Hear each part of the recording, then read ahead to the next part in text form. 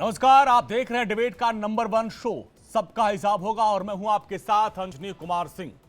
चुनाव का बिगुल कभी भी बज सकता है और जिसको लेकर सियासी पार्टियां जनता के बीच जा रही हैं, वोटर्स को लुभाने के लिए तरह तरह के वादे किए जा रहे हैं। उम्मीदवारों के नाम का ऐलान किया जा रहा है। जैसे बीजेपी ने 195 उम्मीदवारों की पहली लिस्ट जारी कर दी, अब दूसरी लिस्ट की तैयारी है। समाजवादी पार्टी ने भी यूपी में 27 उम्मीदवारों के नाम का ऐलान अब तक कर दिया है। आम आदमी पार्टी ने भी अपने उम्मीदवारों की घोषणा शुरू कर दी है, दिल्ली में ऐलान कर दिया है। लेकिन बीजेपी के खिलाफ हुंकार भरने वाली कांग्रेस पार्टी क्या कर रही है? क्या उम्मीदवारों के चयन को लेकर पार्टी के अंदर घमासान मचा हुआ है? क्या जिन लोगों को पार्टी मैदान में उतारना चाहती है वो चुनाव लड़ने से इनकार कर रहे हैं, या फिर पार्टी को उम्मीदवार नहीं मिल रहे हैं? इसके पीछे की वजह क्या है, ये तो कांग्रेस जानती है। लेकिन खबर यह है कि आज पार्टी 40 उम्मीदवारों के नाम का ऐलान कर सकती है। लेकिन अमेठी और रायबरेली पर सस्पेंस बना हुआ है। क्या गांधी परिवार अपना गढ़ बचा पाएगा? और इस पर भी सस्पेंस है। और लिस्ट आने के बाद नए नए ट्विस्ट क्यों सामने आ रहे हैं, इसी को लेकर आज हम चर्चा करेंगे। लेकिन सबसे पहले जान लेते हैं वो आज के 3 सवाल जिसके इर्द गिर्द हमारी ये चर्चा होगी। तो वो सवाल ले आइए। और सवाल ये है कि यूपी का रण कांग्रेस क्या अपना गढ़ बचा पाएगी? सबसे बड़ा सवाल है, इसके इर्द गिर्द ये चर्चा होगी। अमेठी रायबरेली कहां कहां कांग्रेस फंसी हुई है, ये सबसे बड़ा सवाल। और इसके अलावा 17 सीटों पर संग्राम, यूपी में कौन मारेगा मैदान? तो इसी पर हम चर्चा करेंगे। कई खास मेहमान हमारे साथ जुड़ेंगे, लेकिन उसके पहले एक रिपोर्ट आपको दिखाते हैं।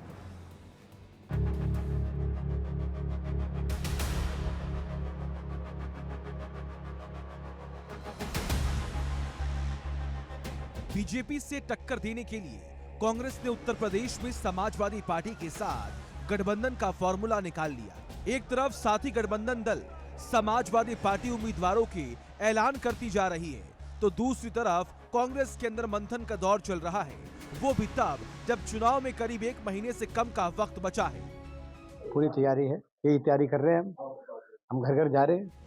एक तरफ कांग्रेस ये दावा तो कर रही है कि घर घर जाकर लोगों से मिलकर जन समर्थन जुटाया जा रहा है, और दूसरी तरफ राहुल गांधी भारत जोड़ो न्याय यात्रा के जरिए लोगों को साधने की कोशिश कर रहे हैं। लेकिन लोकसभा चुनाव कौन कहां से लड़ेगा ये नहीं बता रहे, जिसको लेकर सत्ता पक्ष कांग्रेस पर हमलावर है।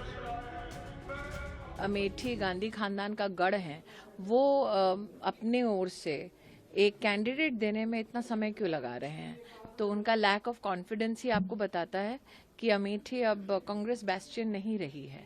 अगर वो दो सीटों से लड़ते हैं तो इसका मतलब वो अमेठी से अपनी हार को ऑलरेडी चुनाव होने से पहले ही घोषित कर रहे हैं।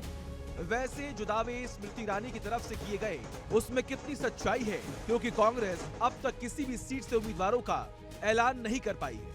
खबर है कि आज कांग्रेस अपने उम्मीदवारों की लिस्ट जारी कर सकती है, लेकिन प्रचार किया जा रहा है कि राहुल गांधी वायनाड से चुनाव लड़ेंगे और अमेठी छोड़ देंगे, जबकि जयराम रमेश ने भारत जोड़ो न्याय यात्रा के दौरान राहुल गांधी की अमेठी लौटने को लेकर इशारा किया था। माहौल जो है वापसी का है, तो लोग समझते हैं कि 2019 में उन्होंने एक गलती की और वो राहुल जी को वापस चाहते हैं। भारत जोड़ो न्याय यात्रा के दौरान मिले जन समर्थन ने कांग्रेस नेताओं का हौसला बढ़ाया, लेकिन उम्मीदवारों के चयन में हो रही देरी से लगातार सवाल उठ रहे हैं, क्योंकि कभी राहुल गांधी की अमेठी से चुनाव लड़ने की बात कही जा रही है, तो कभी रायबरेली से प्रियंका गांधी के मैदान में उतरने की तैयारी बताई जा रही है। लेकिन पुख्ता तौर पर मैसेज ना तो कार्यकर्ताओं को मिल रहा है, न ही आम जनता के सामने तस्वीर साफ हो पा रही है। ऐसे में सवाल है कि कांग्रेस की लिस्ट आने से पहले नए नए ट्विस्ट को हवा क्यों दी जा रही है। Bureau report, India daily live. तो कल बैठक हुई और माना जा रहा है कि आज ये लिस्ट जारी हो सकती है, पहली लिस्ट जिसमें करीब 40 उम्मीदवारों के नाम फाइनल हो सकते हैं। लेकिन इन सब के बीच बड़ा सवाल यही हो रहा है कि आखिर देरी क्यों हो रही है। बीजेपी ने जहां 195 उम्मीदवारों की लिस्ट जारी कर दी है, यहां पर बढ़त बना ली है, लेकिन सबसे बड़ी पार्टी कांग्रेस जो विपक्ष की है उसने अभी तक सिर्फ मंथन में इतना वक्त क्यों गंवा दिया, एक बड़ा सवाल यह है। और दूसरा, जिस तरीके से अभी स्मृति ईरानी ताल ठोक रही थी कि अगर राहुल गांधी अमेठी और वायनाड दोनों जगह से लड़ते तो इसका मतलब वो अमेठी से हार स्वीकार कर चुके हैं। रायबरेली जो गांधी नेहरू परिवार का गढ़ था, माना जा रहा है कि वहां से प्रियंका गांधी वाड्रा लड़ेंगी, लेकिन सूत्र बता रहे हैं कि वहां से वो चुनाव नहीं लड़ेंगी। तो क्या माना जाए कि अब गांधी परिवार अपना गढ़ बचा पाएगा या नहीं? और गठबंधन को लेकर जो चर्चा चल रही थी, उधर पीडीपी ने भी हाथ खींच लिया। बंगाल में दीदी एकला चलो की राह कर रही हैं, आपका और कांग्रेस का गठबंधन हुआ, लेकिन पश्चिम यहाँ पे पंजाब में वो अकेले चुनाव लड़ेंगे। तो क्यों ये देरी हो रही है? ऐसे में कैसे मोदी का विजय रथ कांग्रेस रोक पाएगी, इंडिया गठबंधन रोक पाएगा? इसी पर आज हम चर्चा करेंगे। कई खास मेहमान जुड़ रहे हैं हमारे साथ, उनका परिचय आपसे करवाए। हमारे साथ जुड़ रहे हैं ऋषभ तिवारी, प्रवक्ता बीजेपी के, आपका बहुत बहुत स्वागत है। हमारे साथ शुभ मल्होत्रा जुड़ रहे हैं, आपके प्रवक्ता। शुभ जी, आपका भी बहुत बहुत स्वागत है। प्रोफेसर भुवन जोशी जी, प्रवक्ता समाजवादी पार्टी के, सर आपका बहुत बहुत स्वागत है। राहुल लाल जी हैं, राजनीतिक विश्लेषक, राहुल जी आपका बहुत बहुत स्वागत। और सौरभ दुबे हमारे साथ जुड़े हैं, राजनीतिक विश्लेषक, आपका भी बहुत बहुत स्वागत है। और राहुल लाल जी, कांग्रेस को आज हमने बहुत बुलाने की कोशिश की, लेकिन वो थोड़ा सा लिस्ट वाले मुद्दे पे बच रहे थे बात करने के लिए। तो अब ये जो लिस्ट में देरी हो रही थी, हालांकि कल एक मैराथन बैठक हुई, माना जा रहा है कि आज लिस्ट आ जाएगी, लेकिन अमेठी और रायबरेली में पेच फंसा हुआ है। बीजेपी ताल ठोक रही, स्मृति ईरानी ताल ठोक रही कि भाई अगर आप रायबरेली में प्रियंका गांधी लड़ाते हैं, किसको लड़ाएंगी? अमेठी में राहुल गांधी लड़ते हैं और वायनाड लड़ते हैं, इसका मतलब वो अमेठी से अपनी हार को स्वीकार कर रहे हैं। अंजनी जी, प्रधानमंत्री 2014 में जो है कि बड़ोदरा से भी लड़े थे और बनारस से भी लड़े थे। हाँ। तो क्या प्रधानमंत्री बनारस में लड़ते समय अपनी हार मान लिया था उन्होंने कि हम तो भाई यहाँ हार रहे हैं इसलिए हमें बड़ोदरा जाना पड़ेगा? ये देखिए, ये तर्क काफी हल्के किस्म के तर्क भारतीय जनता पार्टी प्रस्तुत कर रही है। मैं आपको बता दूं अंजलि जी कि जब 2019 के लोकसभा चुनाव हो रहे जी, चुनाव आचार संहिता के 10 दिनों बाद भारतीय जनता पार्टी सूची लेके आई। तो कौन उम्मीदवार पहले जारी कर रहा है और कौन बाद में जारी कर रहा है? 10 दिनों बाद उन्होंने जारी किया था, चुनाव आचार संहिता के बाद 10 तारीख को लगभग निकला था और 20 मार्च के लगभग में जो है कि बीजेपी की पहली सूची जारी हुई थी। तो क्या बीजेपी के प्रदर्शन में कोई गड़बड़ी आ गई? तो इसलिए ये कोई मुद्दा नहीं है। जो मुद्दा है, मंथन हो रहा है, मंथन के बाद कांग्रेस अमृत निकालेगी, वो ऐसा अमृत होगा कि भारतीय जनता पार्टी अब माननीय प्रधानमंत्री भले 150 रैली कर लें, लेकिन वो 150 सीट से ऊपर जाना उनके लिए मुश्किल चीज होगी। और उत्तर प्रदेश में आप अगर पूछ रहे हैं कि कांग्रेस कितने सीटों पे, तो देखिए सबसे पहले तो मैं आ जाऊं अमेठी सीट पे। अमेठी सीट पे स्मृति ईरानी जितने भी लंबे चौड़े दावे वादे सब कुछ कर ले जी, वहां पे उनकी उल्टी गिनती प्रारंभ हो गई है। राहुल गांधी छोड़ दीजिए, राहुल गांधी किसी सामान्य कार्यकर्ता को भी टिकट देंगे, एंटी इनकम्बेंसी फैक्टर इतना ज्यादा है। आज अमेठी में 2 ही सवाल पूछे जा रहे हैं अंजनी जी। अच्छा, 13 रुपए वाली चीनी कहाँ है और 450 रुपया गैस, 450 रुपया वाला गैस सिलेंडर कहाँ है? ये दोनों सवाल का जवाब स्मृति ईरानी जी के पास नहीं है। तो जनता का दूध और पानी का पानी कर देगी। अच्छा, और रायबरेली में क्या लग रहा है कि रायबरेली से सोनिया जी तो उन्होंने राज्यसभा में चली गई, अब रायबरेली पे क्या पेच फंस रहा है? क्या यहाँ पर भी लगता है कि गेम हो जाएगा? क्या इस वजह से अभी तक कोई उम्मीदवार नहीं उतारा जा रहा है? कोई गेम नहीं होना है वहां पे। मुझे पूरा उम्मीद है कि रायबरेली से प्रियंका गांधी चुनाव लड़ेंगी। ठीक है, पार्टी अपने ढंग से टिकटों की घोषणा करेगी। हाँ। मैं बोल रहा हूँ रायबरेली और अमेठी छोड़ दीजिए, कम से कम कांग्रेस आधा दर्जन सीट तो गारंटी के साथ कांग्रेस को उत्तर प्रदेश में आ रहा है। कम से कम जो मैं अलग अलग तस्वीर देख पा रहा हूँ, आप 5 गांव के सीट को जोड़ लीजिए, आप दूसरा आप देवरिया के सीट को जोड़ लीजिए। अच्छा, कई सारे अभी तो जोड़ लिया, जबकि अभी कांग्रेस ने कैंडिडेट नहीं दिए। कांग्रेस कैंडिडेट आ जाएंगे तो ये संख्या कहाँ पहुंच जाएगी?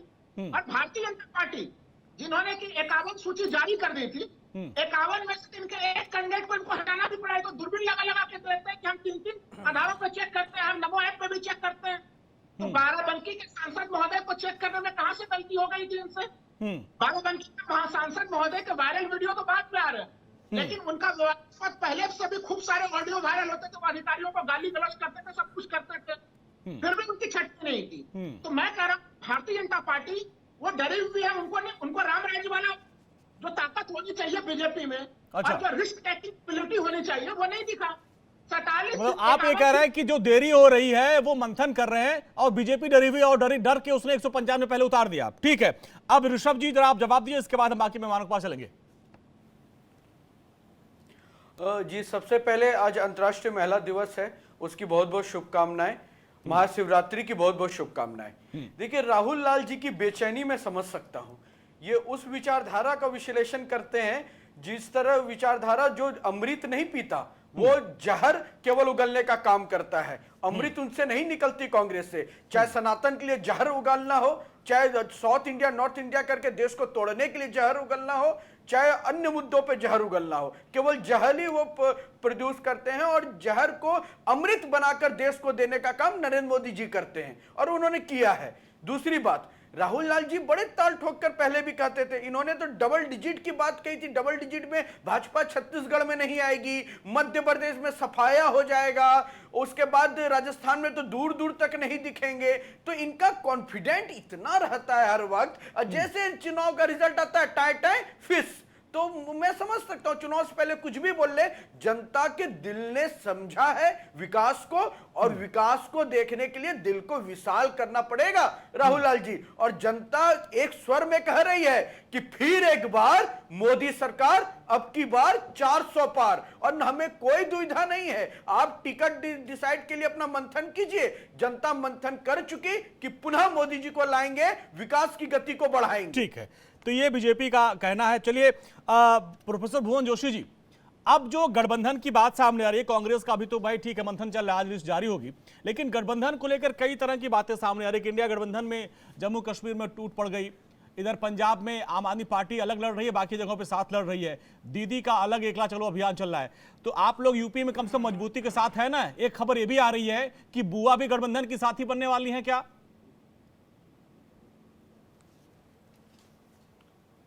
देखिए, अभी मैं भारतीय जनता पार्टी के प्रवक्ता साथी को सुन पा रहा था और वो कह रहे थे कि देश में अमृतकाल चल रहा है। मैं उनको बताना चाहता हूं, देश का अमृतकाल ये है, 2 करोड़ नौकरी का आपने वादा करा था, 20 करोड़ नौकरी तो नहीं मिल पाई, लेकिन परीक्षा लीक हो रही है। लीक के बाद बच्चे युवा जो है प्रदर्शन कर रहे हैं, और जब प्रदर्शन कर रहे हैं तो उनकी लट से पिटाई हो रही है। ये देश का अमृतकाल आप लेकर आए। आपने बात करी थी किसानों की आय दुगनी होगी। किसानों की आय तो दुगनी तो नहीं हुई, लेकिन बॉर्डर पर उन पर आंसू गैस छोड़ी जा रही है, उन पर कीलें ठोकी जा रही है, रास्ते पे उनका फूलों से स्वागत होता था। 750 किसान आंदोलन में आपके नेतृत्व में डबल इंजन की सरकार में मारे जाता है। ये आपका अमृतकाल है, और आपका अमृतकाल है। आपका नारा था बेटी बचाओ बेटी पढ़ाओ।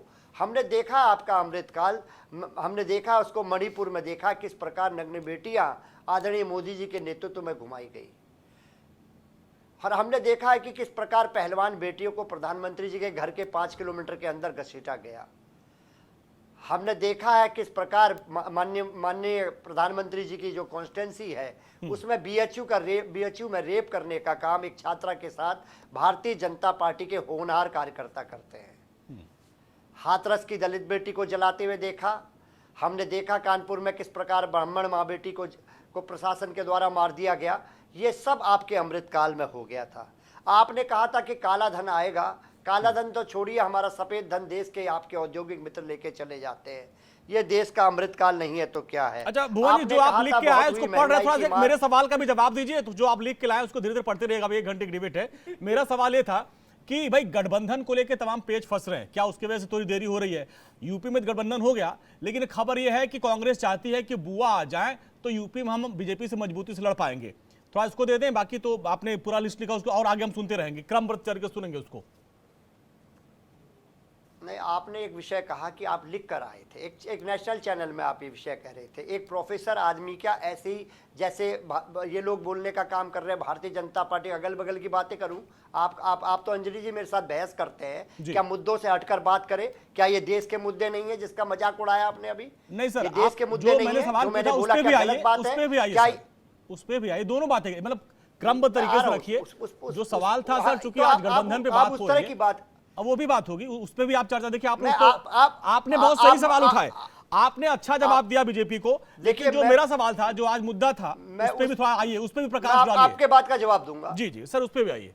देखिए मैं आपकी बात का जवाब दूं। देखिए, हम लोग गंभीर नेता हैं और हम लोग 30 साल से पॉलिटिक्स में, सामाजिक क्षेत्र में हम जो तैयारी करके आएंगे, हम लोग ऐसे नहीं कि पेपर देने चले गए और कुछ पढ़ के नहीं आए।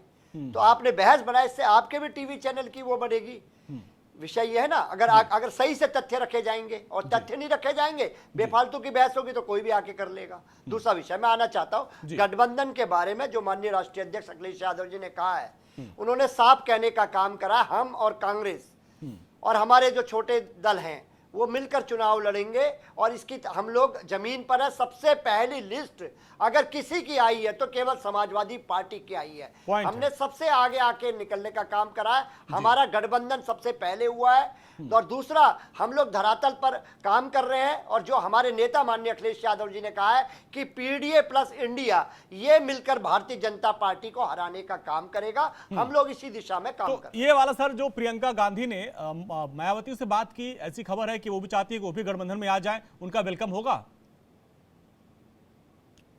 मैं इतना कहना चाहता हूं, प्रियंका जी किससे बात करें ये इसके लिए कांग्रेस के लोग आपको बताएंगे। हम तो माननीय अखिलेश यादव जी के सिपाही हैं। माननीय अखिलेश यादव जी ने कहा है कि कांग्रेस और छोटे दल मिलकर भारतीय जनता पार्टी का सूर्यास्त उत्तर प्रदेश में करेंगे, क्योंकि सबसे बड़ा दल, विपक्ष के सबसे बड़े नेता अखिलेश यादव हैं और उनका जो कहा है उसको हम लोग जमीन पे लगातार हम लोग जाति जनगणना अगर मायावती आ जाती है, कांग्रेस को लगता है कि और गठबंधन आपका मजबूत हो जाएगा। मायावती के आने से कांग्रेस को लगता है कि गठबंधन और मजबूत हो जाएगा, आप साथी हैं। देखिए, मैं आपसे बहुत जिम्मेदारी से कहना चाहता हूं, कांग्रेस का मैं प्रवक्ता नहीं हूं, मैं समाजवादी पार्टी का प्रवक्ता। नहीं, आप एनडीए के साथी हैं सर, यहाँ पे सिर्फ आप एनडीए हैं। आप अपने को विस्तार से जानिए, आप बहुत वृहद रूप में हैं, उस पे चर्चा हो रही है। मैं अंजनी जी बहुत जिम्मेदारी से कहना था, माननीय अखिलेश यादव जी की जो लाइन है, हम जैसे साधारण कार्यकर्ता उस पर चलने का काम करते हैं और माननीय अखिलेश यादव जी को फॉलो करते हैं। बस एक छोटा सा, अगर मायावती जी जुड़ जाती है गठबंधन में, क्या और मजबूती मिलेगी बीजेपी से लड़ने में? देखिए, जो विषय मेरा है ही नहीं, मैं उस पर चर्चा क्यों। जो माननीय अखिलेश जी ने कह दिया, उन्होंने कहा कांग्रेस प्लस छोटे दल प्लस समाजवादी पार्टी। बुआ के साथ क्यों नहीं जुड़ना चाहते हैं आप भाई? छोटे दलों के साथ आप जा रहे हैं, एक पार्टी छोड़ दे रहे हैं। देखिए, बुआ से जुड़ने ना जुड़ने का डिसाइड जो है वो आला कमान करेगा या कांग्रेस करेगी। हम जैसे कार्यकर्ताओं का वो विषय नहीं है, हमारा जो विषय है हम कब बता रहे हैं। ठीक है सर, पॉइंट आपका। शुभ जी, अब देखिए, कांग्रेस की लिस्ट आज हो सकता है जारी हो जाए, देरी हो रही देरी पे तमाम, भाई सबका अपना विचार है, मंथन है, लेकिन गठबंधन को लेकर जो बातें सामने आ रही है, कभी पीडीपी अलग हो गई, वो करिए हम अकेले लड़ेंगे, दीदी अलग हो गई, आप लोगों का गठबंधन हुआ है लेकिन पंजाब में आप लोग भी अलग लड़ रहे हैं। तो अगर जो मोदी के रथ को आप लोग कहते हैं रोकने के लिए, तो एकजुट रहेंगे तभी नहीं रोक पाएंगे ना, अलग अलग कैसे होगा? मजबूत है ना इंडिया गठबंधन आप लोगों का? बिल्कुल मजबूत है। और सबसे ज्यादा बड़ी बात इसमें ये है कि आप देख लीजिए कि जैसे समाजवादी पार्टी ने तो खैर मैं उनको क्रेडिट दूंगी, उन्होंने सबसे पहले कैंडिडेट्स अनाउंस किए, लेकिन आम आदमी पार्टी ने भी उसके आगे पीछे ही अपने सारे कैंडिडेट्स अनाउंस कर दिए। तो ये कहीं पर लैक ऑफ कॉन्फिडेंस दिखाता है बीजेपी के लिए। और ये जो हम बात कर रहे हैं, देखिए कि इस सिक्के के दो पहलू हैं कि ठीक है, हम कांग्रेस से आप पूछ रहे हैं कि हाँ अभी तक कैंडिडेट्स क्यों नहीं अनाउंस किए गए, लेकिन ये भी हमें भाजपा से पूछना चाहिए कि अभी तक इनको ईस्ट दिल्ली और नॉर्थ दिल्ली से कैंडिडेट्स क्यों नहीं मिले।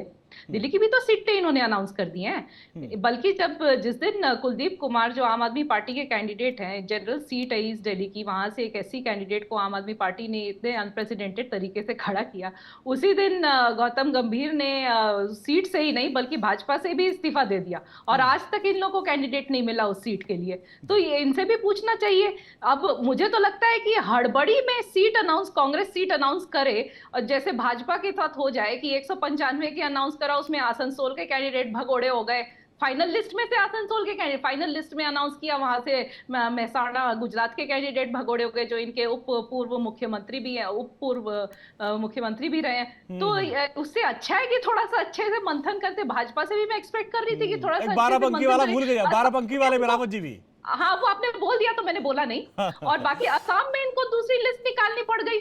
तो ये सब दर्शाता है कि थोड़ा सा बीजेपी के अंदर बहुत खलबली मची हुई है, और खास करके इंडिया गठबंधन को लेकर के बहुत खलबली मची हुई है, और खास करके दिल्ली को लेकर के बहुत खलबली मची हुई है, क्योंकि अरविंद केजरीवाल जी ने एक के बाद एक जो अनाउंसमेंट्स करी हैं, जो आज इन्होंने अनाउंस करा कल की, जो हमारी बिजली की जो हमारी सब्सिडी है वो केंद्र सरकार बहुत बुरी तरह से रोकना चाहती है, लेकिन तब भी हम उसे कंटिन्यू करेंगे। उसके अलावा आज जो महिला दिवस है और महिलाओं को इन्होंने इतना तोहफा दिया है बड़ा कि सभी महिलाओं के खाते में हर महीने 1000 रुपए पहुंचाए जाएंगे दिल्ली सरकार के द्वारा, 18 साल से जो भी ऊपर है। तो ये सब जो प्रोग्रेसिव मेजर, ये सब अनाउंस है, तो भाजपा के अंदर थोड़ी सी खलबली तो रहेगी। खलबली तो है। तो अब जरा ऋषभ जी जवाब देंगे, इसके बाद हम सौरभ जी के पास आएंगे। ऋषभ जी, खलबली है और आप भी दिल्ली के 3 सीटों पे अभी भी आप चूके पड़े हुए हैं, तो कांग्रेस पर सवाल उठाने से पहले आपके भी सवाल उठता है कि भाई दिल्ली में आपको अभी लिस्ट इकट्ठे पूरा कंप्लीट कर देना चाहिए था।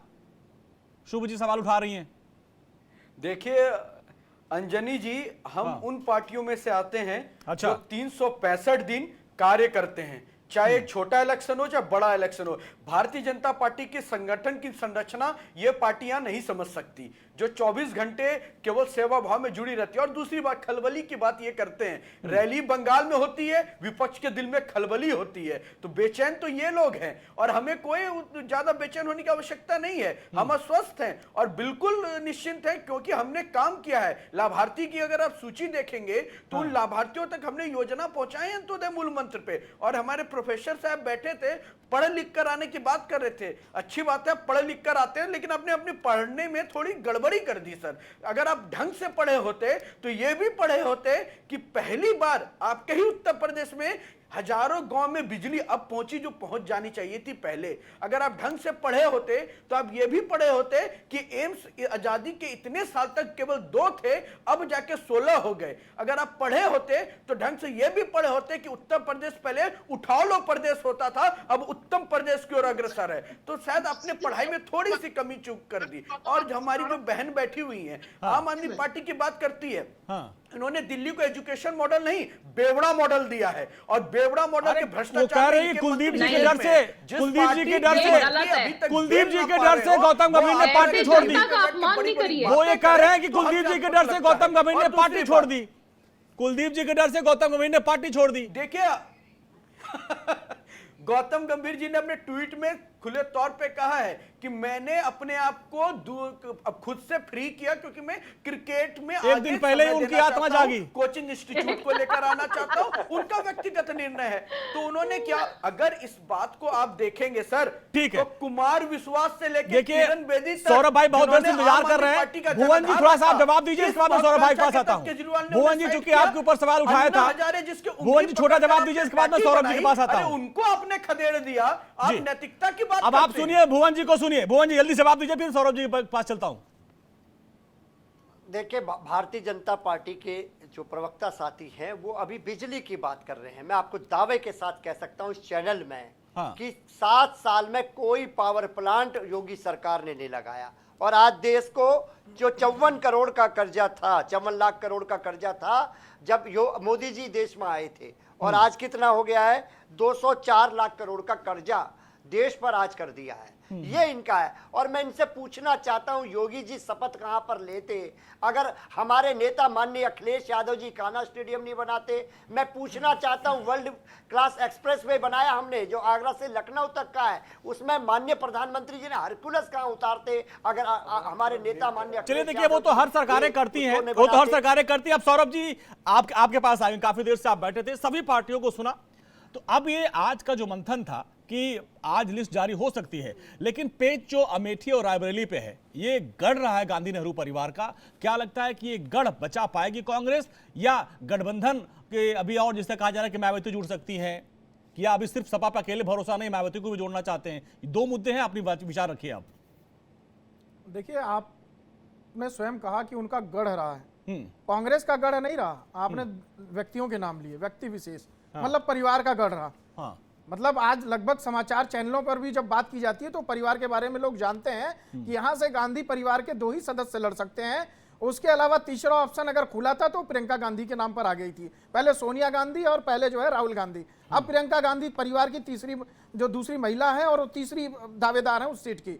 लेकिन वहां से और कोई नहीं लड़ सकता कांग्रेस पार्टी के अंदर। क्यों? क्योंकि उनका गढ़ है। ये बात अभी आपने भी अपने चैनल पर बोली। अब देखिए, सबसे पहली बात तो अभी जिस प्रकार से ये राहुल जी जो कांग्रेस समर्थक हैं, जिन्होंने पहली लाइन बोलते ही गलती कर दी बहुत बड़ी, इन्होंने कहा मोदी जी स्वयं 2 जगह से चुनाव लड़े थे। अरे भाई, मोदी जी तो अपने गढ़ था उनका, वहां 2 बार से मुख्यमंत्री थे, वहां गुजरात के अंदर जो है वहां से उन्होंने चुनाव तो लड़ना ही था, वहां से तो जीतना तय था। उत्तर प्रदेश के गढ़ से भी चुनाव लड़े वो, जहां पर दूसरी पार्टियों की सरकार थी। उन्होंने खुद यह निर्णय लिया था कि मैं गुजरात से ही लड़ूंगा, तो इसका मतलब संदेश यह जाएगा कि मैं अपने ही गढ़ से चुनाव लड़ रहा हूं। उन्होंने कहा मैं उत्तर प्रदेश से भी लड़ूंगा, और लड़े और भारी मतों से जीत करके आए।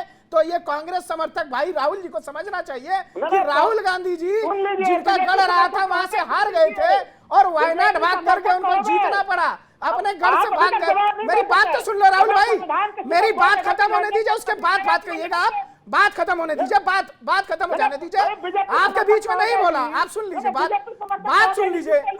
हाँ बोलिए, मुझे कोई समस्या नहीं है, कोई समस्या नहीं। विचारधारा की बात करने में कोई समस्या नहीं होनी चाहिए। मेरी विचारधारा जो है मैं उस पर बात करूंगा। देखिए, इस समय 2 तरह की बातें हो रही हैं। एक परिवार तंत्र कहता है मोदी हटाओ, दूसरी पब्लिक कहती है मोदी जी की हैट्रिक बनाओ। तो मोदी जी की हैट्रिक बनाने के लिए पब्लिक तैयार है, खड़ी है। अब जिस प्रकार से विपक्ष में अभी आम आदमी पार्टी, समाजवादी पार्टी और कांग्रेस तीनों लोग बात कर रहे थे। राहुल जी शांत हो जाइए यार, आपने बोला ना, आपके बारे में मैं बाद में बात कर लूंगा। अभी आप राहुल भाई सुन लीजिए, पहले राउंड में सुन लीजिए, पहले राउंड में सुन लीजिए। समाजवादी पार्टी और आम आदमी पार्टी, देखिए आम आदमी पार्टी निश्चित तौर पर मैं मानता हूँ उनके अंदर कुछ नई पार्टी थी, कुछ लोग ऐसे आए थे जो रणनीति बनाना जानते हैं, रणनीति अच्छी बनाते थे। इस प्रकार के कई लोग भी थे जिनको पहले साइड भी कर दिया गया, अभी कुछ लोग बचे होंगे, तो मैं तो उनको शुभकामनाएं देता हूं। लेकिन मैं ये कह रहा हूं, लेकिन आपकी नीतियां फेल होती दिख रही हैं। क्यों? क्योंकि आप गौतम गंभीर जी के सीट का इंतजार कर रहे हैं। देखिए, कांग्रेस की सीटें थी 44, ठीक है, उसको जीतने के लिए कितनी चाहिए? 220 सीटें बहुमत में आने के लिए चाहिए, और भारतीय जनता पार्टी की जो 273 प्लस थी, तो भारतीय जनता पार्टी का टारगेट 370 प्लस है। जरूरत आपको रणनीति बनाने की है, भारतीय जनता पार्टी को रणनीति बनाने की जरूरत नहीं है। ये आम आदमी पार्टी, समाजवादी पार्टी और कांग्रेस तीनों को समझने वाली बात है कि रणनीति, नीति, नेता, नियत आपके पास नहीं होगी तो आप चुनाव में किस प्रकार से जाएंगे। भारतीय जनता पार्टी 2 बार से 270 पार कर रही है, पूर्ण बहुमत से सरकार आ रही है। इस बार 370, स्वयं मोदी जी ने कहा 370 हटाए थे कश्मीर में, और जनता 370 हमको ला करके देगी। और गठबंधन के साथ मात्र कितना आंकड़ा रखा उन्होंने? 30 का आंकड़ा, मतलब 400 पार, 370 प्लस 30। आपको गठबंधन में चाहिए 270 सीटें, 230 सीटें कांग्रेस को गठबंधन में चाहिए। तो ये बात आम आदमी पार्टी को, समाजवादी पार्टी को और कांग्रेस को समझनी चाहिए कि जो आप दूसरे के बारे में चिंता कर रहे हैं, गौतम गंभीर नहीं लड़ेंगे। मैं देखिए, मैं तो खुल के कहता हूं, किसी भी ऐसे व्यक्ति को भारतीय जनता पार्टी में टिकट देना चाहिए जो जनता के लिए पूरा समय दे सके। अगर गौतम गंभीर को लग रहा था कि मैं समय नहीं दे पा रहा हूं अपनी जनता को, तो उन्होंने स्वयं से नाम वापस लिया। ऐसे ये बात तो इसका मूल्यांकन उन्होंने सही किया। इसका एक दूसरा पहलू है कि गौतम गंभीर डर गए, उनको मोदी की गारंटी भरोसा नहीं रहा कि भाई वो गारंटी जीत जाएंगे। वो देखिए, बात जीत और हार की नहीं है। हाँ। ये बात देखिए, इस पर तो किसी को शक ही नहीं है कि मोदी जी के नाम पर जीत या हार, मोदी जी के नाम पर उनका काम बोलता है, और मोदी जी की गारंटी है, तभी 370 की बात की जा रही है। सिर्फ एक की बात मत करिए, ये तो सुचिता की बात है, ये ईमानदारी की बात है कि भैया मैं समय नहीं दे पाता। क्या वो नहीं जानते कि एक क्रिकेटर है? क्या गौतम गंभीर क्रिकेटर है? बीसीसीआई में जरूरत पड़ती है उनकी, ये बात आपको नहीं पता, क्या हुआ ये पता नहीं आपको। ठीक है, चलिए देखिए, अभी राहुल भाई सौरभ ने 3 बात कही कि रणनीति, नीति और नेता, ये तय करना है इंडिया गठबंधन को, और वो अभी तक तय नहीं कर पाया। और अब जहां तक बीजेपी एनडीए की बात है, वो कह रहे हैं भाई हम सीटों के बंटवारे पे आगे बढ़ रहे हैं। लेकिन नीति, नेता और नियत की बात करते हैं सौरभ। राहुल भाई, तो क्या लगता है कि नीति, नेता अभी तय नहीं इंडिया गठबंधन में, इस वजह से थोड़ा देरी हो रही है क्या? देखिए, ये देश संविधान से चलता है, संविधान में नेता का चयन चुनाव के बाद होता है, इसलिए ये तो एक वो व्यक्तित्व वाला चुनाव नहीं है। यहाँ चेहरा बना मुद्दा, और मुद्दा है टीम इंडिया के पास, जन सरकार के तमाम मुद्दे उठा रहे हैं। मैं तो आपको अभी बता दे रहा हूँ यहाँ पे, सौरभ जी ने जिस सवाल का जवाब नहीं दिया, और अब जिसको मैं पूछ रहा हूँ कि अगर उत्तर प्रदेश में आपको राम लहर पे पूरा भरोसा था तो 47 सीटों नहीं, देखिए चुनाव में राम लहर की बात नहीं है। चुनाव में प्रत्येक दिन एक मुद्दे आते हैं, जनता के कार्यों को पूरा करना, उसके आधार पर चुनाव लड़ना, ये रणनीति कहती है। भाई आप ये देखिए, आप एक तो मंदिर गए नहीं, उसके बाद आप बार बार जो है राम मंदिर की बात करते हैं। यही बात मैं कह रहा हूँ, कांग्रेस के पास नीतियों की कमी है, नेता की कमी है और नियत की कमी है। न तो नेता है न नीति है। राम मंदिर गए नहीं और बार बार राम याद आ रहे हैं। आपको तो राम, भगवान राम की बात भी नहीं करनी चाहिए। आपने तो पहले ही निमंत्रण ठुकरा दिया था। आप किस प्रकार से उनका नाम ले रहे हैं अपने मुंह से? जो लोग निमंत्रण ठुकराने वाले थे वो भगवान राम का विषय बना रहे हैं, चुनावी मुद्दा। अभी तक ना भाजपा प्रवक्ता ने एक बार भी बोला कि भगवान राम के नाम पर चुनाव लड़ रहे हैं, या मैंने बोला एक बार भी, लेकिन राहुल जी को देखिए, इनको इंतजार था। ये लोग चुनावी जो जनेऊ पहनते हैं ना, चुनाव के समय ब्राह्मण बन जाना, चुनाव के समय टीका लगा लेना, चुनाव के समय टोपी लगा लेना, मतलब समय के हिसाब से हिंदू, समय के हिसाब से मुस्लिम। लेकिन प्रधानमंत्री नरेंद्र मोदी के लिए 140 करोड़ देशवासी एक है। अगर वो सिलेंडर मिलेगा तो सबको मिलेगा, मिलेगा तो सबको मिलेगा।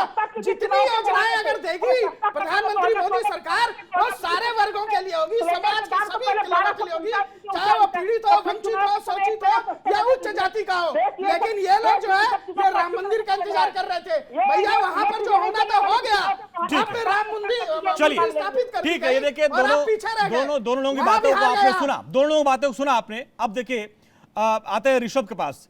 ऋषभ देखिए, नीति नियत नेता पे सवाल उठा रहे हैं, लेकिन जाहिर सी बात राहुल जी कह रहे हैं भाई चुनाव के बाद नेता चुन लिया जाएगा, तो आप लोग उस पर सवाल उठाते हैं। और आपके नेता कहते हैं कि भाई राहुल गांधी ने हार स्वीकार कर लिया। अरे राहुल गांधी 2 जगह चुनाव लड़ रहे हैं, बहुत सारे नेता 2 जगह चुनाव लड़ते हैं, तो इसमें आप हार मारने वाली बात कैसे कह सकते हैं? देखिए, एक विषय हमें समझने की आवश्यकता है अंजनी जी। हाँ। जब आपके ऊपर से खुद का अपना विश्वास डगमगा जाए तो आप हताश, परेशान और निराश दिखते हैं, और वो राहुल गांधी जी के अंदर दिख रहा है। बेहद ही सिंपल सा कैलकुलेशन है। राहुल गांधी जी वायनाड गए, अमेठी हार गए।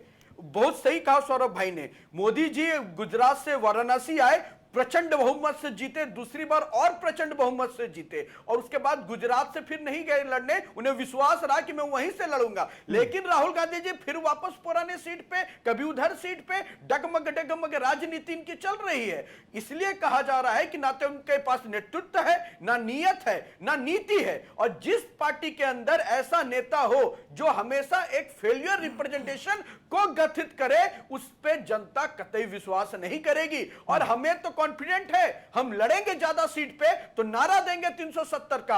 आप सीटों की भीख मांग रहे हैं, इतनी बड़ी पार्टी होकर आगे हाथ फैला रहे हैं, केवल इसलिए तो कि आपको खुद पर विश्वास नहीं है। और गौतम गंभीर जी ने तो कहा कि मैं राजनीति से दूरी बनाया हूं क्रिकेट के लिए, समाज के लिए। उन्होंने ये कहीं नहीं कहा। अगर मोदी की गारंटी पे विश्वास नहीं होता तो वो त्याग पत्र देकर दूसरी पार्टी ज्वाइन कर रही है। ऋषभ भाई फिर यही सवाल उठा है, गौतम गंभीर, सिन्हा साहब, डॉक्टर हर्षवर्धन जी, इनको टिकट से एक दिन पहले इनकी आत्मा जगी और कहा कि नहीं भाई मैं संन्यास ले रहा हूं। एक दिन पहले संन्यास का ख्याल कैसे आ गया तीनों नेताओं को? और भी नाम होंगे शामिल उसमें।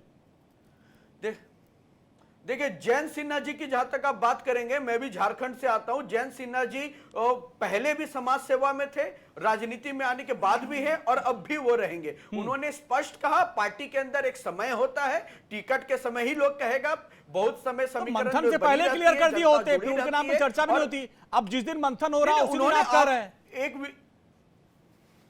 उस दिन नहीं कह रहे। हाँ। उससे पहले भी बहुत सारी चीजें चलती, वो आपको तो नहीं बताएंगे सर हम बैठकर। उन्होंने अपने ट्वीट पे कहा, जनता को अवगत कराया, तो ये उनका व्यक्तिगत निर्णय था। लेकिन भारतीय जनता पार्टी के वो सेवक हैं और के वो कार्य करेंगे। उन्होंने अपने ट्वीट में भी कहा है मोदी जी के विकास की गति को हम बढ़ाएंगे। और दूसरी बात अंजनी जी मैं स्पष्ट करता हूं, जो भी पार्टियां यहाँ बैठी हैं उन्हें फिर से हम चिल्लाने का मौका देंगे, क्योंकि हमें कोई शक नहीं है साहब, क्योंकि हमने धरातल पे काम किया है और पूर्ण बहुमत से जीत कर आएंगे। और हम उन नीतियों में चलते हैं जो साउथ इंडिया, नॉर्थ इंडिया में नहीं तोड़ते देश को, जो सनातन को गाली देकर वोट बैंक की राजनीति नहीं करते, जो राम मंदिर के न्योते को ठुकरा कर तुष्टि कराने जन्म नहीं देते। हम उन ऋषभ जी अभी शुभ जी ने मुद्दे गिनवाए, ऋषभ जी अभी शुभ जी ने मुद्दे गिनवाए, राहुल भाई आ रहे, अभी शुभ जी ने मुद्दे गिनवाए और आम आदमी पार्टी कहती है भाई हम मुद्दों पे लड़ते हैं, आम आदमी पार्टी कहती है मुद्दों पे लड़ते हैं। अब आप मुद्दों पे लड़िए। वो बिजली, वो कह रहे हैं आप बिजली रोक रहे हैं, दिल्ली की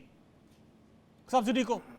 अच्छा एक बात बताइए साहब, प्लीज 10 सेकंड दीजिएगा। हाँ जल्दी लीजिए आप। अंजनी जी सर 10 सेकंड दीजिएगा। हाँ ये कहते हैं हमने बिजली पे रोका, आपके शीश महल बनाने के करोड़ों के घर को बनाने से नहीं रोका, लेकिन जनता के बिजली से रोका, आपके लाखों के पर्दे लगाने से नहीं रोका, लेकिन डीटीसी बस के किराए देने से रोक दिया। शुभ जी जवाब देंगी, राहुल भाई शुभ जी जवाब देंगी, शुभ जी जवाब देंगी। नहीं रोका, लेकिन जनता के सुविधा देने से हमने रोक दिया। आपके आलीशान गाड़ियों में चलने से हमने नहीं रोका, लेकिन जनता के हित के काम के लिए हमने रोक दिया। शुभ जी देखिए, ये बीजेपी आरोप लगाती है कि जब आप कोई अपना काम करना चाहते हो तो उसमें बीजेपी नहीं रोकती, जब कोई जनता से जुड़े मुद्दों की बात आती है आप कहते हैं बीजेपी या एलजी रोक रहे हैं, ये कहना है। नहीं, ये देखिए जनता के दिल्ली एक ऐसा राज्य है, जनता में जो भी काम होते हैं वो ड्यूअल गवर्नेंस से होते हैं। उसमें कुछ काम केंद्र सरकार के होते हैं, कुछ काम दिल्ली सरकार के होते हैं, कुछ काम एमसीडी के होते हैं। अब एमसीडी और दिल्ली सरकार के अधीन जो काम है, जैसे हमारी शिक्षा, हेल्थ केयर, बिजली पे आई, चूंकि अभी हम रीजनल डिबेट नहीं कर रहे, बिजली पे आई, बिजली एक मुद्दा आपने उठाया था, बिजली बड़ा मुद्दा है। हाँ नहीं, तो उसमें हमारे बिल्कुल अभी केजरीवाल जी ने जो आप देख लीजिए कि जो हमारे सीसीटीवी के लिए इन्होंने 7 दिन एलजी के घर के सामने धरना किया, रात भर रुक करके, तब जा करके सीसीटीवी उन्होंने अलाउ करा ये देख करके कि ये झुक नहीं रहे। उसके अलावा दिल्ली में फरिश्ते स्कीम हमने चलाई थी, उसमें 30,000 लोगों की जान बची थी रास्तों पे, उस स्कीम को इन्होंने रोक दिया। मोहल्ला क्लिनिक में सबसे बड़ी बात है कि हेल्थ केयर मॉडल इतना बढ़िया, लास्ट माइल हेल्थ केयर देने का, मोहल्ला क्लिनिक में इनको बिजली वाला मुद्दा उठाया था, बिजली वाला जवाब देना चाह रहे थे आप, नहीं दी। चलिए भुवन जी, हाँ जल्दी कर, क्योंकि ओरिजिनल डिबेट नहीं है ना, हम बिजली एक बड़ा मुद्दा है पूरे देश में और दिल्ली में भी। बिजली एक बड़ा मुद्दा है, लेकिन दिल्ली में नहीं है, क्योंकि दिल्ली में 24 घंटे बिजली आती है, भारत में कहीं और नहीं आती। दिल्ली में जो मुफ्त बिजली मिलती है, आपने वो मुद्दा बनाया कि सब्सिडी को बीजेपी रोक रही है, सब्सिडी को बीजेपी वाले रोक रहे हैं। कोशिश करी, बिल्कुल कोशिश करी, लेकिन जैसे सीसीटीवी को अरविंद केजरीवाल पकड़ करके ले आए इनके यहाँ से, वैसे ही बिजली भी ले आए और बाकी सारे काम। लेकिन डग पे हम लड़ाई नहीं करना चाहते हैं, डग पे हम चाहते हैं कि हमें समर्थन मिले केंद्र से, और इसीलिए हम चाहते हैं कि हमारे एमपी पहुंचे, क्योंकि वो आवाज पहुंचा पाए। जो ये दिल्ली की जो सर्विसेज ला करके और दिल्ली सरकार उनके अधिकारों से विलीन करना चाहती है, सरकार जनता ने पहुंचाया है।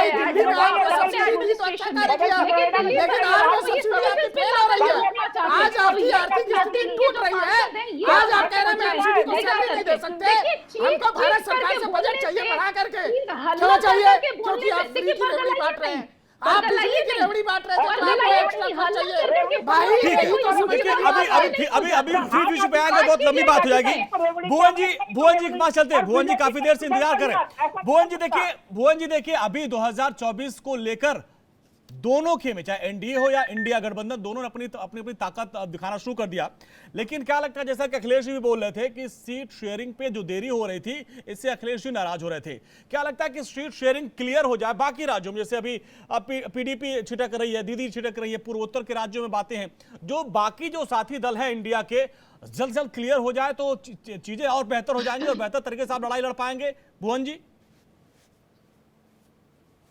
देखिए, अभी मैं आपके चैनल के माध्यम से भारतीय जनता पार्टी के जो प्रवक्ता साथी है उनके भ्रष्टाचार पर निबंध सुन पा रहा था, और मेरे को लगता है भारतीय जनता पार्टी भ्रष्टाचार की बात कैसे कह सकती है, जिस पार्टी का राष्ट्रीय अध्यक्ष बंगारू लक्ष्मण पूरे रिश्वत मांगते हुए ऑन कैमरा पकड़ा गया, और मोदी जी तो भ्रष्टाचार को ऑन कैमरा करने में माहिर है। अभी चंडीगढ़ में जो वोटों की लूट हुई वो ऑन कैमरा हुई, तो ये तो भ्रष्टाचार में लिप्त पार्टी है। और मैं आपको बताना चाहता हूं, जो 2004 में, अगर आपने राजनीतिक क्षेत्र को आप समझते होंगे, जो स्थिति भारतीय जनता पार्टी की उस समय थी, ओवर कॉन्फिडेंस का शिकार थी, इंडिया साइनिंग का नारा था, तो इसी प्रकार जो Bharatiya Janata party over confidence में जो 400 पार का नारा दे रही है, निश्चित तौर पे इस बार उनका जो उत्तर प्रदेश में तो समाजवादी पार्टी और हमारे अलायंस इसको निकालने वाले इनके हवा को, और पूरे देश की जनता ने मन बना लिया है।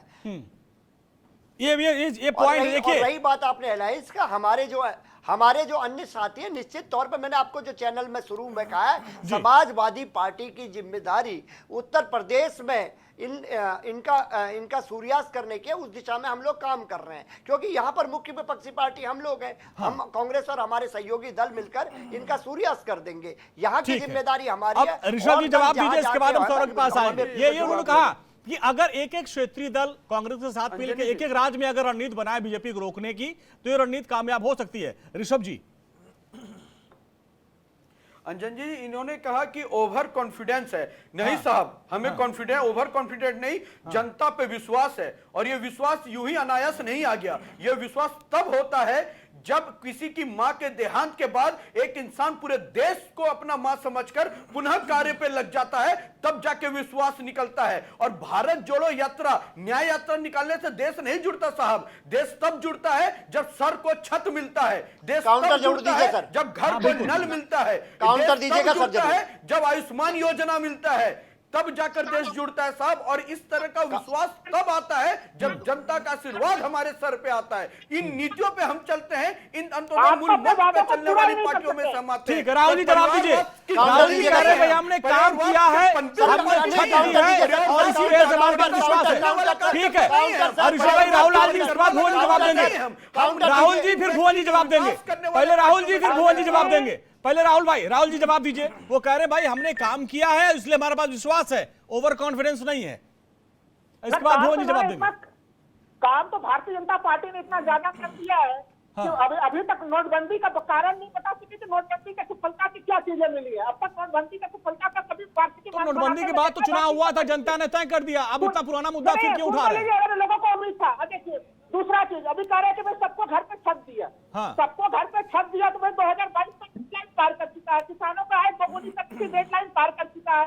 आप स्वामीनाथन को आप जरूर जो है कि भारत रत्न दीजिए, लेकिन उनके रिपोर्ट कार्ड को, उनके लिस्ट को वेबसाइट से गायब कर दीजिए और उनके सिफारिशों को लागू करने में नामुकुर कीजिए, किसानों पर गोली चलाइए।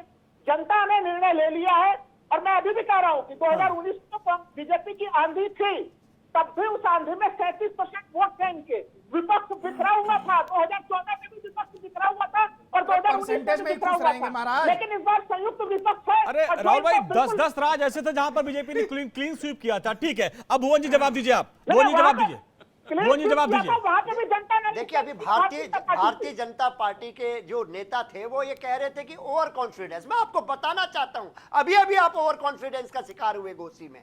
घोसी की जनता ने आपके जो भारतीय जनता पार्टी के कप्तान थे योगी जी थे और उप कप्तान आपके राजभर जी थे, उनके नेतृत्व में चुनाव हुआ घोसी में और 40,000 से समाजवादी पार्टी और हमारे अलायंस से आपको बाहर रास्ता करने का काम करा।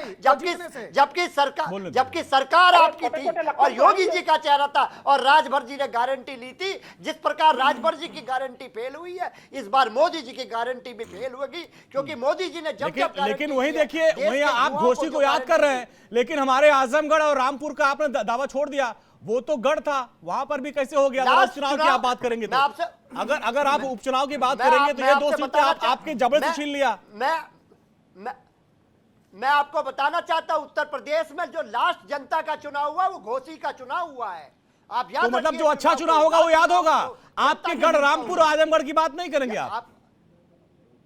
मैं तो बोल रहा हूं, घोसी में इनके कप्तान थे माननीय योगी जी। मैं तो ये भी कह रहा हूं भाई, आजमगढ़ और रामपुर तो आपका गढ़ था। वहां पे अगर उपचुनाव के क्राइटेरिया नापेंगे तो लोकसभा चुनाव था। अरे आजमगढ़ किसके कारण से चुनाव में हार हुई? आप बताइए, सरकार चुनाव लड़ती है, इनकी ईडी सीबीआई इनकम टैक्स चुनाव लड़ती है। हमने तो अपने आप को चुनाव बताने का काम करा, जिसमें राजभर जी ने कहा मुझे मंत्री बनाइए, मैं चुनाव जिता के लाता हूं, मैं उप कप्तान। हाँ, यहाँ तो राजभर फेल रहा है। बिल्कुल आप सही कर रहे हैं। और उस वक्त मैं घोसी उपचुनाव में घोसी में था वहां पे, और मैंने देखा था कि दारा सिंह चौहान से कैसी नाराजगी थी लोगों की। वो चीज मैंने ग्राउंड जीरो पे जाके देखा था। अब भाई सौरभ जी जवाब दीजिए। राहुल ने भी कुछ बोला था और अब इस बार शुभ जी के पास चलेंगे। देखिए, प्रोफेसर साहब जो है ना, समाजवादी पार्टी के जो प्रवक्ता हैं, वो पढ़े लिखे व्यक्ति हैं, सभ्य व्यक्ति हैं, अच्छे व्यक्ति हैं, और राय भी बहुत अच्छी देते हैं, नीति भी बहुत अच्छी बनाते हैं। दुर्भाग्यवश उनकी नीतियों को आगे नहीं सुना जाता और उस पर काम नहीं किया जाता। नहीं सुनता? उन्हीं के मुखिया भाई, जो परिवारवाद की मैं बात कर रहा हूं। अभी देखिए, उन्होंने एक बहुत अच्छी बात कही कि अगर हर प्रदेश में एक एक व्यक्ति अगर चुनाव लड़े, एक एक पार्टियां मिलकर के गठबंधन बना करके, तो समस्या तो वही है ना भैया, गठबंधन की गठरी में जितने छेद हैं उतने ही इनके नेताओं के महत्वाकांक्षी मतभेद हैं। समस्या तो यही हो रही है। और कांग्रेस की समस्या क्या है? कांग्रेस जो कभी मुल्क की पार्टी होती थी, आज वो मोहल्ले को मोहताज होती जा रही है, मोहल्ले की मोहताज हो गई है। कटोरा लेकर के उत्तर प्रदेश में निकले, भैया कितनी सीट दोगे? बंगाल निकले थे तो ममता दीदी ने बोला भैया हमें कोई गठबंधन नहीं करना। नीतीश कुमार जी पहले बोले ना ना ना, ये गठबंधन तो मैंने ही बनाया था और इसमें मुझे ही ठग लिया, तो मैं तो चला छोड़ करके एनडीए में शामिल हो गए वो। इसके बाद जो है आम आदमी पार्टी ये देख ली कि कांग्रेस की दाल जो है पंजाब में तो हम गलने नहीं देंगे, पंजाब में अकेले लड़ेंगे। तो कांग्रेस की स्थिति ऐसी हो गई है कि वो जिसके साथ भी जाना चाह रही है वो उससे दूर भागना चाह रहा है। समाजवादी पार्टी ने बड़ी ही चालाकी से अब उत्तर प्रदेश के अंदर उनको वही सीटें दी जहां पर उनकी जो है स्थिति ठीक नहीं थी। जहां पर समाजवादी पार्टी मजबूत है वहां पर वो स्वयं लड़ रहे हैं, और समाजवादी पार्टी जो है वो दूसरी बड़ी पार्टी है उत्तर प्रदेश की, मैं मानता हूं। लेकिन जिस प्रकार से देखिए, जिस प्रकार से आम आदमी पार्टी की नेता जो है वो बिजली को लेकर के बात कर रही थी, सब्सिडी की, भाई आप सब्सिडी देने में असफल रह रहे हैं। आप स्वीकार कर लीजिए कि जो रेवड़ी बांटने का कार्य किया था आपने, आज उससे आर्थिक स्थिति जो है वो राज्य सरकार के यहाँ आर्थिक घाटा उत्पन्न हो गया है, और आप बार बार केंद्र से पैसा मांगते हैं। तो यही तो मोदी जी बार बार कहते हैं कि अगर हर राज्य रेवड़ी बांटेगा तो ये आर्थिक। देखिए सौरभ जी रेवड़ी में दो बातें आ गई। राहुल भाई मैं बोलता हूं, मैं सौरभ जी, रेवड़ी में दो बातें आ गई। आप कोरोना से लेके आज तक 5 किलो राशन फ्री बांटेंगे, वो रेवड़ी नहीं है। आप उसको बढ़ाते क्यों जा रहे हैं? ये भी तो रेवड़ी है, ये रेवड़ी सबसे बड़ी रेवड़ी है। बिल्कुल बिल्कुल। अगर आप सुनिए, आप रेवड़ी बांटने जा रहे हैं। अगर आप सुनिए, एक आप कह रहे हैं कि भाई हमने 21 करोड़ लोगों को गरीबी रेखा से बाहर निकाल दिया, तो फिर फ्री में राशन क्यों दे रहे हैं आप? देखिए सुनिए, बात सुनिए। आखिर ये प्रश्न तो ये उठता ना, इतने गरीब अब तक थे क्यों 70 साल में? और अगर मोदी सरकार कोरोना की स्थिति समझिए, कोरोना में जब कोरोना खत्म हुआ 2 साल हो गए, कोरोना खत्म हुए 2 साल हो गए, अभी भी आप राशन बांट रहे हैं। ये भी तो फ्री है, ये भी फ्री बीज है। उसके बाद सुनिए, उसके बाद कोरोना के बाद जो लोगों की आर्थिक स्थिति बिगड़ गई थी, अभी तक वो रास्ते पर नहीं आ पाए। उनको अगर सरकार जो है वो राशन देने का कार्य कर रही है। एक बात सौरभ भाई बताइए, तो ये जो स्थिति है 26 मई के बाद स्थिति सुधर जाएगी क्या? हम माने कि जून में फिर रेवड़ी मिलनी बंद हो जाएगी, तब तक सुधर जाएंगे लोग? सुनिए, या तभी तक तो रेवड़ी है? ये रेवड़ी उन लोगों के लिए है जो गरीब है, शोषित है, पीड़ित है, वंचित है। कोई ऐसा नहीं मध्यम वर्गीय परिवार के लिए जो भूखा है उसको खाना देंगे। ये हमारी संस्कृति है, वसुधैव कुटुंबकम हमारी भावना लेकर के हम चलते हैं, ये हमारे संस्कार है। और प्रधानमंत्री उसी संस्कार को लेकर के चल रहे हैं कि कोई गरीब भूखा न रहे, कोई सड़क पर भूखा न सोए। तो इसमें क्या आपत्ति हो रही है भाई? वो क्या किसी मध्यम वर्गीय परिवार? शुभ जी जवाब दीजिए, शुभ जी जवाब दीजिए। हालांकि काउंटर मैंने किया था शुभ जी, लेकिन आप जवाब दिए, क्योंकि अक्सर आपके ऊपर सवाल उठता है कि आप फ्री की राजनीति करती हैं। देखिए, चिल्ला करके और बरगला करके कोई बात करने से वो बात सत्य नहीं हो जाती है। सबसे पहले तो मैं सौरभ जी को बोलना चाहूंगी, आप तो जहां पर जो भाजपा के प्रवक्ता बैठे हैं उससे ज्यादा आप एकदम उग्र होकर के बात कर रहे हैं। खैर बोले दीजिए, जनता स्मार्ट है। बोलिए आप, जनता पर्दाफाश करना पड़ेगा ना। जहां तक की आर्थिक झूठ का तो पर्दाफाश करना पड़ेगा ना। दो बातें बस मैं बोलना चाहूंगी। देखिए, जहां तक कि भाजपा के जो नेता हैं उनके काम करने की बात है, ठीक है, आप चलिए। हालांकि मुझे ये मनगढ़ंत लग रहा है कि हर्षवर्धन जी और सिन्हा जी और गौतम गंभीर इसलिए भागे रण छोड़ करके, क्योंकि उनको व्यक्तिगत कारण था। लेकिन मुझे ये बताइए कि दिल्ली में जो 5 सीटें आपने अनाउंस करी, उसमें अगर काम किया होता तो 4 नेताओं की सीटें काटी क्यों कर गई? 4 नेता क्यों हटाए गए? इसलिए हटाए गए क्योंकि वो जनता के बीच में दिखे नहीं, जनता का कोई काम किया नहीं, सिर्फ चाटुकारिता में लगे रह गए। जहां तक की आर्थिक स्थिति की बात है, वो भी मैं आपको बता देती हूँ। आज की डेट में देश अनप्रेसिडेंटेड अनएम्प्लॉयमेंट, अनप्रेसिडेंटेड महंगाई से जूझ रहा है। इतनी बुरी हालत हो गई है किसानों की, किसान धरना कर रहे हैं, महिलाएं धरना कर रही हैं, हमारे गोल्ड मेडल लाने वाली जो कुश्ती करने वाली रेसलर महिलाएं हैं वो धरना कर रही हैं। महिलाओं का इतना उत्पीड़न हो रहा है। मणिपुर में हमने देखा, इतने सारे अभी चाहूंगी कि दिल्ली में दिल्ली में देश की जितनी महंगाई है उससे आधी महंगाई दिल्ली में है। बंगाल में क्यों नहीं पिछले महिलाएं साल दिखाई देती? employment- आप एक महिला है और अरे महिला भैया बंगाल की रुकिए, क्यों नहीं दिख रही है अरे आपको? देखिए ये मैं किस बोल प्रकार रही की हूँ ना, देखिए राजनीति है? चीखना चिल्लाना नहीं, इतना चीख नहीं रहे, आप देखिए, बंगाल आप की महिला संस्कृति नहीं की दिखाई बात दे कर रहे रहे हैं, हैं, आप स्वयं महिला आप हैं। संस्कृति की बात कर रहे हैं, एक चीखना महिला होकर चिल्लाना के अगर सब आदमी महिलाओं का के काम बारे में नहीं नहीं है। बात रखेंगी, आप देखिए, गुमराह ठीक, करेंगे, एक बार हाँ, तो जी। कैसे काम शुभ जी चलेगा? जल्दी करें, इसके बाद ऋषभ जी जवाब देंगे जी। नहीं तो भारत में जितनी महंगाई है उससे आधी महंगाई दिल्ली में है। पिछले साल दिल्ली में अनएम्प्लॉयमेंट 6% था, इस साल 1% है। पर कैपिटा इनकम हमारा पिछले साल से 22% बढ़ा है। तो आप देख लीजिए, अगर इन सभी आंकड़ों को, और साथ में जो ये बार बार कह रहे हैं कि मुफ्त की चीजें आप दे रहे हैं, हम दे रहे हैं, लेकिन हमारा बजट सरप्लस में है। फायदे की सरकार चलाते हैं, इकलौती सरकार है भारतवर्ष ये तो में कह रहे जो हैं अभी रेवेन्यू कि आप सरप्लस बजट पैसा- देती है। पैसा- तो ये पैसा काम दीजिए। भारत सरकार केंद्र नहीं सरकार से करवाती है। पैसा मांग रहे हैं, तो केंद्र सरकार से पैसा मांग रहे हैं, जग जाहिर है। हमारे दिल्ली आप के लोगों एमसी से, वालों की दिल्ली के तनख्वाह लोगों देने से के आप लिए, टैक्स कर्मचारियों को लोगे तनख्वाह देने के और लिए वो पैसा टैक्स ठीक है दिल्ली में ऋषभ जी, ऋषभ जी, अरे शुभ जी की बात है। ऋषभ जी, हाँ सर, ऋषभ जी हंस क्यों रहे हैं भाई? वो तो मुद्दे की बात कर रहे हैं, आप हंस क्यों रहे हैं? ऋषभ जी जवाब दीजिए। एक सेकंड, दिल्ली हाँ, के लोगों जल्दी से। से आप जो टैक्स नाम पे पैसा ले रहे हो, जो केंद्र सरकार अपने कॉफर्स में रखी हुई है, वो दिल्ली के लोगों के ऊपर नहीं खर्च करोगे तो दिल्ली सरकार का उत्तरदायित्व है इसके ऊपर हाँ, क्वेश्चन अब आप आई पॉइंट पे। अब ऋषभ जी आप जवाब दीजिए। अब ऋषभ जी आप जवाब दीजिए। ऋषभ जी जवाब दीजिए। वो कह रहे हैं दिल्ली कमा के दे रहे हैं, दिल्ली को 10% भी नहीं मिल रहा है टैक्स जो कमा के देता है। तो मानिए कि क्यों नहीं? हाँ, बोलिए। अब बोलिए, बोलिए, बोलिए। डिबेट में दूध का दूध और पानी का पानी हो गया। यहीं पे बैठी हमारी बहन ने कहा कि हमें फंड नहीं मिल रहा, सरकार दे नहीं रही, अभी करिए हमारी बजट सरप्लस है, इसलिए हम रेवड़ी बांट रहे हैं। तो मतलब देश की जनता को गुमराह, मैडम बीच में मैं नहीं बोला हूं। फंड नहीं है, फंड नहीं है। हमारा जो टैक्स का पैसा, जो जीएसटी आप से लेते हैं, वो आपने दिल्ली को लौटाया नहीं है। आपको लौटाना चाहिए, आप नहीं लौटा रहे तो हम मांगेंगे नहीं क्या? नहीं, ये सौरभ जी कह रहे हैं कि एमसीडी का सैलरी देने का भी पैसा आपके पास नहीं, वो भी मांग रहे हैं आप। तो सरप्लस सैलरी क्यों नहीं? डायरेक्शन अपने फाइनेंस सेक्रेटरी को दीजिए।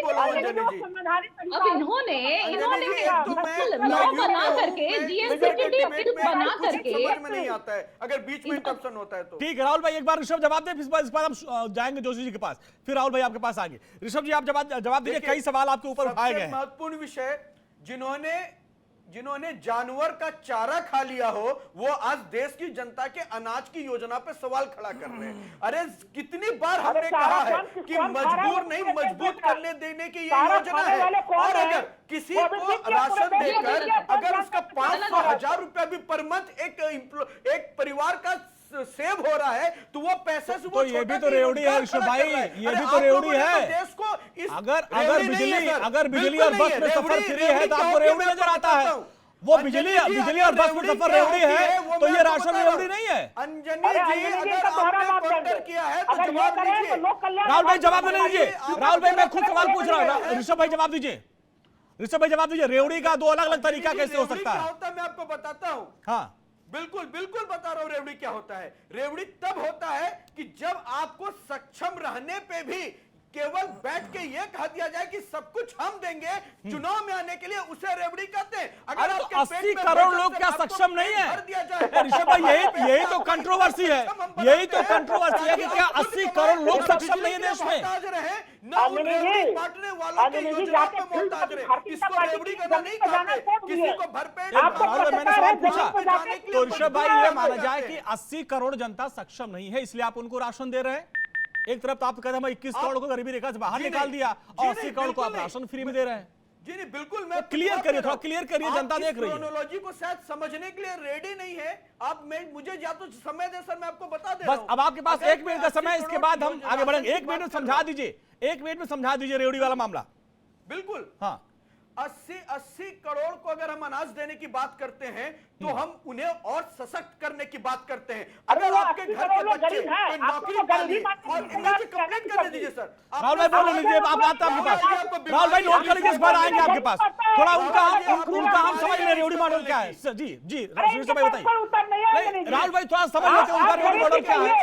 आप गरीबी नहीं कहिए और राशन भी दे दीजिए भाई। ये तो राहुल भाई एक बार सुन लेते फिर आते हैं आपके पास, आप ही काउंटर करेंगे, आप ही जवाब देंगे। राहुल भाई जी, ऋषभ जी पहले बोल लीजिए क्योंकि हमारे पास सिर्फ 2 मिनट का समय बचा है, बस जल्दी जी ऋषभ भाई।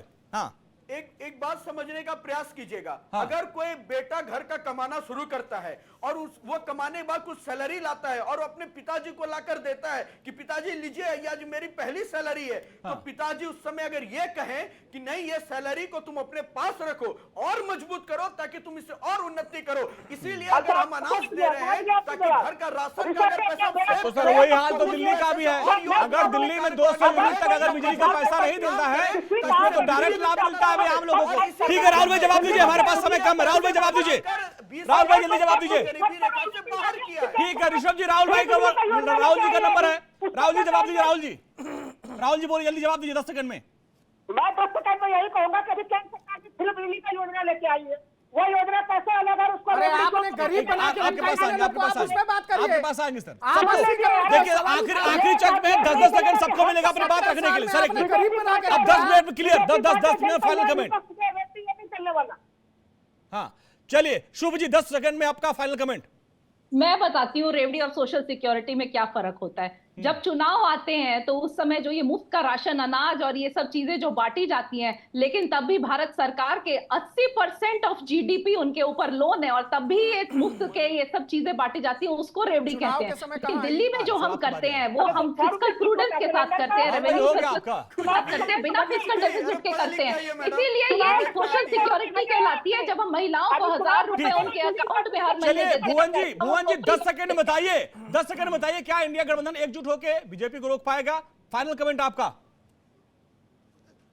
देखिए मैं तो इतना कहना चाहता हूं, जो अमृत काल चल रहा है माननीय मोदी जी का और योगी जी का, उसमें कन्नौज का बेटा अपनी डिग्रियों को जलाकर आत्महत्या कर रहा है, ये इनका अमृत काल है। हमने देखा किस प्रकार पुलिस की परीक्षा लीक होने पर हमारी और आपकी बेटी उत्तर प्रदेश में आत्महत्या कर देती है, क्योंकि योगी सरकार और मोदी सरकार उनको नौकरी तो नहीं दे पाती, लेकिन परीक्षाएं लीक करने का वर्ल्ड रिकॉर्ड बनाने जा रही है। और मैं कहना चाहता हूं, जो मैंने सौरभ जी हमारे पास समय नहीं है, 10 सेकंड में सौरभ भाई, 10 सेकंड में कंक्लूजन, 10 सेकंड में सौरभ भाई सौरभ की बारी। देखिए जिन पिछली सरकारों ने जो है गरीब, शोषित, वंचित उनका शोषण किया था, उनको गरीब बना के रखा था, उन्हीं को मोदी जी, आज मोदी जी के आने के बाद तो गरीब नहीं हो गए। वो 80 करोड़ जो जनता जो है जिसको मोदी जी लाभ पहुंचाने का काम कर रहे हैं, वह चुनाव के समय तो नहीं कर रहे। और समाजवादी पार्टी स्वर्गीय मुलायम सिंह यादव का कार्यकाल ही नकल के लिए जाना जाता था। ये सेंटर से लेकर के सब कुछ खरीद करके ये दलाल जो होते। चलिए सर हमारे पास इतना ही समय था। आप सभी मेहमानों का बहुत बहुत शुक्रिया। सौरभ जी आपका, ऋषभ जी आपका, जोशी सर आपका, राहुल जी आपका और शुभ जी आपका बहुत बहुत शुक्रिया पूरी बातचीत के लिए।